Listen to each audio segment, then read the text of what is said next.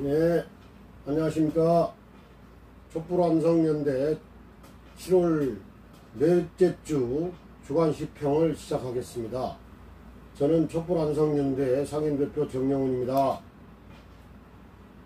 안녕하세요. 전 촛불시민 정현덕입니다. 네, 이번 주에도 수많은 이야기들이 있었습니다. 권성동의 이 망원 가까운 뭐 9급 7급 공무원 시켜달라고 했더니 뭐 9급밖에 안 해주고 뭐 월급이 무슨 최저임금에 조금만 더 된다, 강원도 촌놈이 뭐 그거 가지고 살겠냐. 그 권성동이가 그 이야기를 하게 된 거는 그 인사 책임을 이제 윤석열에게 이제 돌리는 상황이 있었기 때문에 권성동이 책임지겠다고 자기가 관련된 거를 이야기를 해서 이제 그게 문제가 그렇게 이야기했는데, 그게 오히려 이제 엄청난 이제 파문을 일으켰던 것이죠. 그리고 지금 대우조선의 하청 노동자들이 그렇게 감옥과 같은 그 철제 그 공간에서 지금 투쟁을 하고 있고, 또 높은 곳에 올라가서 이제 목숨 걸고 지금 싸우고 있는데, 윤석열 대통령은 그 노동자들의 아픔이라든가 요구라든가 그 노동자들이 무슨 30%의 임금을 인상해달라고 하는 것처럼 그렇게 했는데, 사실상은 그 30%라는 건 그 전에 경기가 어려웠을 때 30% 임금을 삭감했던 거를 약속한 대로 회복해 주기로 한 걸 요구하고 있다. 이런 사실을 제대로 알고 해야 되는데, 대통령이란 사람이 그런 노동자들 아픔에 대해서는 너무나 이제 모르는 그런 상황이 이제 또 드러났고, 거기에 대해서 무슨 공권력을 동원해서 진압을 하고자 하는 그런 의도까지 비춰서 문제가 됐었습니다. 그 다음에 이제 그 윤석열 정부는 지금 이 문재인 정부가 탈원전 정책을 했는데, 탈원전 정책을 완전히 폐기하고 온전 중심의 에너지 뭐 사업을 일으키겠다, 이렇게 지금 떠들고 있습니다. 그런데 문재인 정부가 탈원전 정책을 쓴 게 아니고 60여 년의 세월을 두고 점차적으로 온전을 줄여나간다, 더 이상 증설하지 않는 방향으로 간다, 기존의 것은 계속 짓겠지만은, 이런 걸 가지고 완전히 무슨 탈원전 정책을 쓰면서 뒤집어 씌우고 한다는 데 대해서 지금 매우 심각한 상황에 있고, 세계적으로 온전과 관련해서는 그 온전 폐기물에 대한 완벽한 처리가 이루어져야 그게 그린 에너지로 인정이 되는 건데, 그런 것도 완전히 지금 그 제대로 충족시킬 생각은 안 하고, 그런 건 무시하고 그냥 온전 중심의 산업을 하겠다, 이렇게 잘못된 방향으로 가고 있다는 게 지금 아주 또 쟁점이 되기도 하고 있습니다. 그리고 이제 코로나 관련해서 과학방역 하겠다고 큰소리 치더니 겨우 뭐 이번에 하는 소리가 화장터를 늘리겠다. 결국은 화장터 관련해서 또 사업을 하는 그런 업체가 돈을 좀 벌어 가거나 뭐 이런 것과 관련이 되지 않을까 하는 생각이 들고, 그리고 이제 윤석열 검찰이 그 완전히 도륙하다시피 했던 조국과 관련해서 최근에 뭐 증거 은닉, 교사, 공모 뭐 이런 혐의를 뒤집어 씌웠는데, 아마 어제 재판인가에서 그것이 완전히 탄핵이 됐다고 합니다. 자세한 내용은 따로 이제 알아보기로 하고요. 그 다음에 또 최근에 이제 헌법재판소로부터 중요한 이제 판결이 나왔죠. 선거 기간 중에 선거의 평온을 깨치지 않는 집회나 모임, 그 집회에 대해서만 금지, 그러니까 그동안에 이제 선거 기간 중에 어떤 집회라든가 모임이라든가 정치적인 표현이라든가 이런 거를 금지하는 그런 선거법 조항이 있었는데, 거기에 대해서 이제 김어준 총수가 위헌 심판을 청구했던 것 같아요. 거기에 대해서 그런 선거법 금지 조항은 위헌이다, 이런 이제 판결이 나온 것입니다.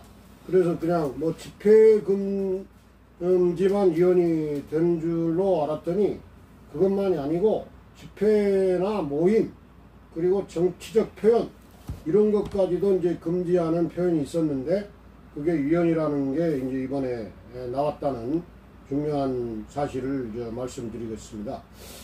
그리고 이제 오늘 여론조사에서 윤석열 대통령은 마침내 30.4% 긍정 여론, 그러면 이제 30%의 이제 턱걸이를 했다는 것이죠. 이게 뭐 오르락내리락 할 수는 있지만 어쨌든 이런 수준이 됐다는 사실이 두 달여 만에, 부정 여론은 60여 %가 넘는 상황.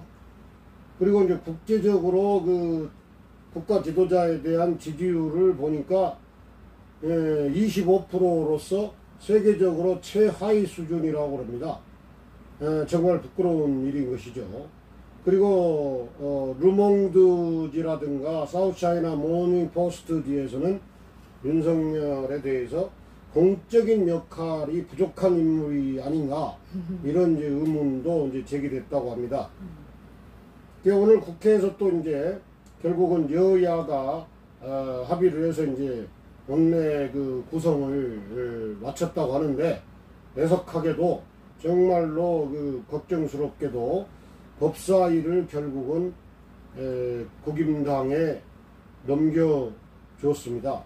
앞으로 이제 그 전에 법사위원장이 국임당 쪽에서 법사위원장 할 때에 완전히 직권남용을 해가지고 거의 개혁 법률들을 다 통과시키지 못했는데, 앞으로도 지금 윤석열 정권에서 거의 지금 개혁적인 법안이 통과되기가 어려워진 그런 상황 때문에 너무나 걱정이 큽니다.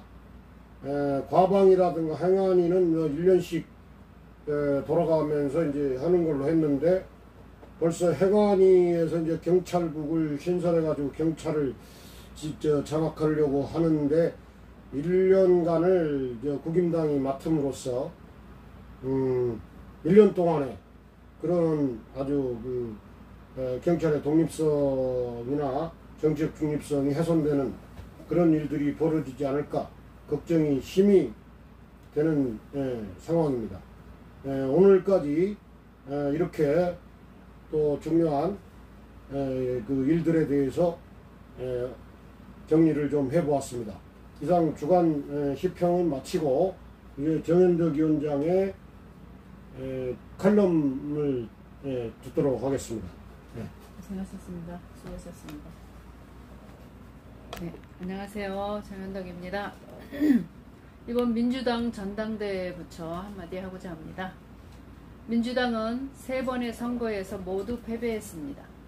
국민의힘이 그 못 하나 잘한 것이 없는데 어찌 민주당은 이 지경으로 쓰디쓴 참패를 하였는가. 검찰개혁, 언론개혁, 중대재해법, 차별금지법, 그 어느 것 하나 시원히 해낸 것이 없는 민주당에 무슨 희망이 있어 투표장에 나가고 싶었겠습니까? 민주당 정치의 중도적 성향을 몰라서 40년 넘게 민주당에 표를 주었던 것은 아닙니다. 그래도 현실적으로 민주당 말고 믿을 만한 다른 세력이 없었기 때문이기도 했습니다. 이제 중산층 진보 세력과 서민 진보 세력의 의식을 더 활짝 깨어 우리 스스로 정치 조직화하여 민주당과도 협력 내지 견제할 세력으로 마땅히 거듭나야 할 것입니다. 순진한 민주 세력으로만 있어서는 아니라고 이제는 생각이 듭니다. 진보적 세력들은 진보적 정치 의제를 전부 민주당에 떠맡기고 의제들을 수행하지 못했다고 비난을 하고 있는 우리들이 먼저 참여하고 반성해야 한다는 김명인 교수의 말씀에 전적으로 동의합니다. 민주당은 이번 8월 전당대회를 통해 이재명 의원의 당대표가 될 확률이 높다 합니다. 듣던 중 반가운 얘기입니다. 이재명은 성남에서 경기도에서 그의 행정과 실천 능력에 이미 검증을 받은 분입니다. 이재명의 생활 진보 정치는 전국 시, 군 대표들이 경기도로 모여들고 듣고 보고 자신들의 지역에 적용시켰으며 하물며 이재명의 지역화폐는 선진 외국에서도 주의 깊게 공부하고 지켜보며 돌아갔습니다. 이재명의 생활 정치는 지역 정치화폐, 계곡 정비, 공공배달앱 등등 성남시에서 청년배당과 무상교복, 산후조리원 설립, 공공병원 설립 등 더 많은 것들을 나열할 수 있습니다.